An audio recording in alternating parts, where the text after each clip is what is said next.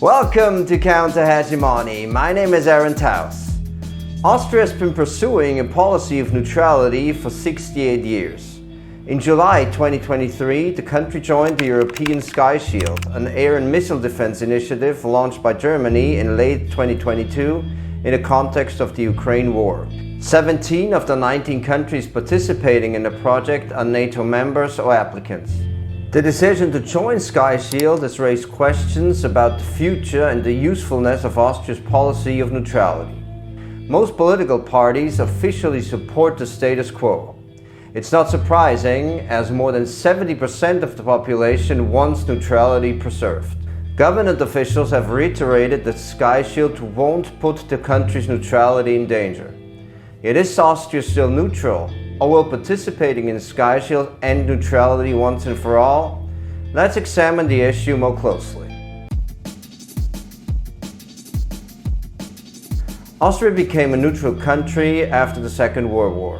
In 1955, as part of a deal to withdraw Allied troops, Austria declared itself permanently neutral.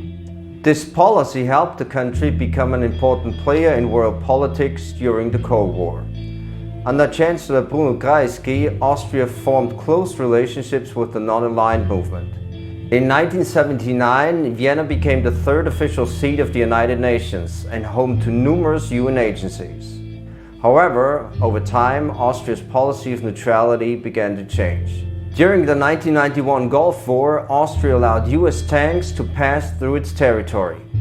Vienna also began to grant NATO planes access to its airspace. In 1995, Austria joined the EU. As a result, the country was further incorporated into the geopolitical structures and economic dynamics of the American Empire and US-dominated global capitalism. Since becoming a member, Austria has followed the EU's common foreign and security policy. The country has joined the EU's combat teams and contributed to the European Peace Facility, which uses EU funds to send weapons to war zones. As an EU member, Austria also became part of NATO's Partnership for Peace. It's therefore hardly surprising that the country has not acted like a neutral player in the context of the Ukraine war.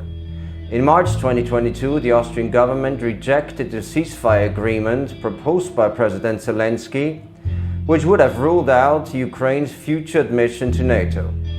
Despite its formally neutral stance, Austria has not actively promoted a negotiated solution ever since. On the contrary, it has backed all of the EU's sanctions against Russia that have been in place since 2014. Sky Shield will now move Austria even closer to NATO. The initiative is de facto a NATO project. It was first presented on the sidelines of a NATO meeting in Brussels. And according to the organization's website, Sky Shield will strengthen NATO's integrated air and missile defense. Germany's army, as well as the German Institute for International Security Affairs, based in Berlin, published documents with the same information. Austria is thus on its way to becoming an informal NATO member as a formally neutral country. The idea that Austria could have its own independent command within Sky Shield is an illusion. In a crisis situation, the country will be compelled to follow the decisions made at NATO headquarters under US leadership. Once Sky Shield is operational, Austria will be required to take military action.